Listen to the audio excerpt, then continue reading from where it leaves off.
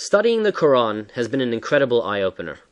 What I found most disturbing, considering that it's supposed to have been a divine revelation, are the astounding number of grammatical, historical, linguistic, theological, and biblical errors that fill its pages. How can any thinking human being accept so many inconsistencies, discrepancies, and outright falsehoods as having been revealed to Muhammad by the angel Gabriel? The Quran and Hadith have been studied in minute details, both by the followers of Muhammad and by Orientalists over the centuries. In the latter 200 years, many very eminent Europeans studied the Arabic language, the Quran and Ahadith, and mastered both to an incredible degree. It is on record that the Muhammadan exegetes as well as the European Arabists have come to the following conclusions. 1. That the Quran contains a great number of grammatical and lexical errors. 2. It contains a significant number of words, in fact the most important ones in the Quran, about 108 of them, which are entirely foreign to the Arabic language. Most are based on and or borrowed from the Syriac, Hebrew, Aramaic, Ethiopic, Persian, and others. 3. It contains a number of names of biblical characters not congruent with those in the Bible. 4. It contains an enormous number of historical and theological errors. 5. It also contains a significant number of differences and contradictions as compared with the same stories as originally written in the Hebrew Bible or the New Testament. 6. It has copied almost the entire pagan Arabian traditions and fetishes, but cloaked them with the wrappings of Islam with only a minute number of changes. 7. It contains major historical displacements that are completely at odds with the written records and knowledge. Based upon all the above contradictions, inconsistencies, and displacements in time and space, Allah cannot be the God of the Bible, the God of Israel, or the God of Jesus. God, by definition, is omniscient, as the Quran asserts to be all-knowing, and would not have given two or more different versions of the same events dislocated in time, in space, and in names of characters. This attribute is by itself an enormous blasphemy.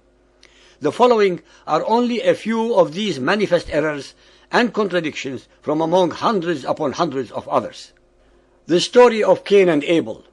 After Cain killed his brother Abel, the Quran says, Surah Al-Ma'idah 5.31, Allah sent a raven who scratched the ground to show him how to hide the shame of his brother. The story of Noah and the flood. The Quran in Surah Hud 11.42 says that one of the sons of Noah refused to go into the ark and was drowned in the flood. The Bible says that all three sons of Noah went into the ark with him and were saved from the flood. Genesis 7.7. In Al-Hud 11.44, the Quran says that the ark came to rest on top of Mount Judi. The Bible says that it was Mount Ararat. Genesis 8.4. The story of Abraham. Abraham's father, according to the Quran, is Azar, Surah Al-An'am 6.74, while the Bible says that his name is Terah, Genesis 11.26. The Quran says Abraham had two sons. The Bible says they were 8, Genesis 25.2. The Quran says some of Abraham's descendants lived in the valley of Mecca, Surah Ibrahim 14.37, while the Bible says they lived in Hebron, Genesis 13.18. The Quran says that Abraham had two wives. In the Bible, he had 3. The Quran says that he built the Kaaba, Surah Al-Baqarah 2.125. The Bible has no such record. The Hadith assert that it was Ishmael who was being sacrificed, while the Bible tells us it was Isaac. The story of Moses. The Quran states that the one who adopted Moses was Pharaoh's wife, Surah Al-Qasas 28.9. while the Bible says it was Pharaoh's daughter, Exodus 2.5.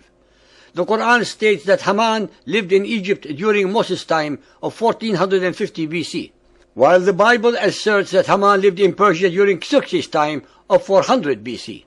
Esther 3.1. The story of Mary and Jesus. The Quran states that Mary's brother was Aaron, Surah Maryam 19.28, while the Bible says that Aaron lived 1450 years before Mary, Numbers 26.59. The Quran asserts that she gave birth to Jesus under a palm tree, 19.23, while the Gospel says it was in a stable, Luke 2.7.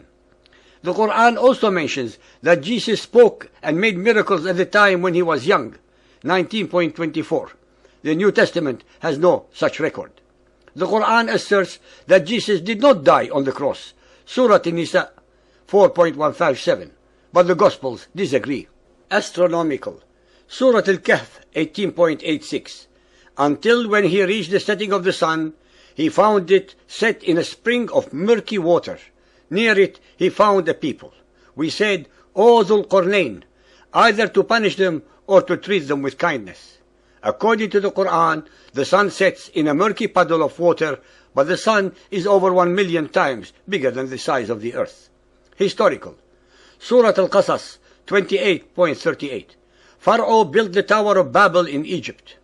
According to the historical record, the Tower of Babel was built in what is now Iraq and not in Egypt. Alexander the Great, Surah Al-Kahf 18.83. They ask thee concerning Dhul Qarnayn, Alexander the Great, say, I will rehearse to you something of his story. Verily, we establish his power on earth, and we give him the ways and the means to all ends. Alexander was a pagan and had absolutely nothing to do with prophethood except in the Quranic version. That Zacharias could not speak for 3 nights, Surah Maryam 19.1. While the New Testament says he could not speak until the child was born or for about 9 months, Luke 1.20. So far, ladies and gentlemen, not a single verse above has any resemblance to any original one in the Hebrew Bible or the New Testament, and hence cannot possibly have been a revelation from either the angel Gabriel or the God of Israel and Jesus. But it could easily have been from Satan, pretending to be the angel Gabriel. After all, he, Satan, was able to deceive Muhammad with the notorious but astounding satanic verses, when Muhammad was more than willing to compromise his newly found monotheism by reverting to paganism. The followers of Muhammad, who believe the Quranic version of the biblical events, have not read, let alone studied either the Bible or the New Testament, to compare and contrast these events, since they are actually prohibited from doing so by their political and religious leaders.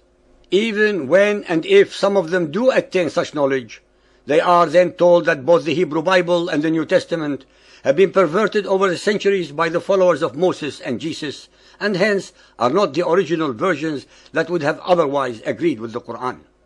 There is obviously not a single follower of Muhammad on earth who can produce the original versions of these books upon which they rest their case. Hence, it would take a monumental intellectual and spiritual effort for any follower of Muhammad to use his or her own logic to overcome decades of indoctrination and accept the reality that it is the Quran and only the Quran that is in total and manifest error and falsehood.